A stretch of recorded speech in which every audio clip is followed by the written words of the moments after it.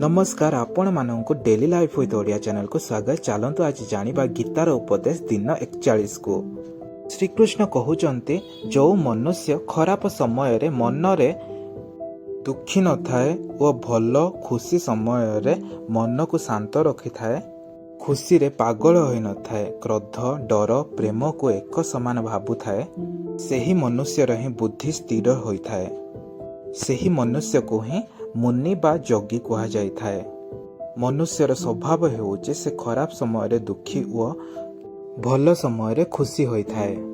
जदि आमे कौनसी पशु बा पक्षी को खाइबा पई दबा से मध्य खुशी होई थाए। जदि आमे से पशु बा पक्षीटो खाद्य पदार्थ छड़ाई आनिबा से मध्य दुखी होई थाए। यह ही प्राणीर स्वभाव होई थाए। जदि आमे अलगा अलगा परिस्थिति रे मध्य निज बुद्धि को स्थिर रखिबा ताहेले आमे निजे मुनि बा जोगी होबार एक योग्य होई परिबा।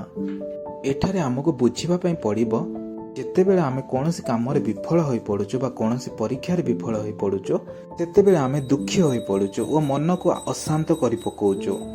किंतु एहा भूल, कारण जीवन रे भिन्न भिन्न परिस्थिति आसे। ए भिन्न भिन्न परिस्थिति रे हमको निज मन को स्थिर रखिबा पई पड़िबो।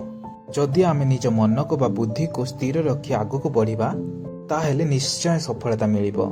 मने रखंतु खराब समय तो आसे किंतु एही समय रे आपण माने भांगी पड़ंतु नाही। कहिबार कारण अर्जुन मध्य युद्ध करिबा पूर्वरु भांगी पडुथिले एवं कांदुथिले। से मध्य जानि नथिले भविष्यत रे से युद्ध रे विजयी हेबे। सफलता हेबो विफलता हेबो ताहा आम हाथ रे नथाए, किंतु कर्म आम निज हाथ रे रही थाए। एथिपाई कोनोसी परिस्थिति रे मध्य भांगी पड़ंतु नाही। आजि पई गीतार उपदेश एतिकी। रहुचे नमस्कार।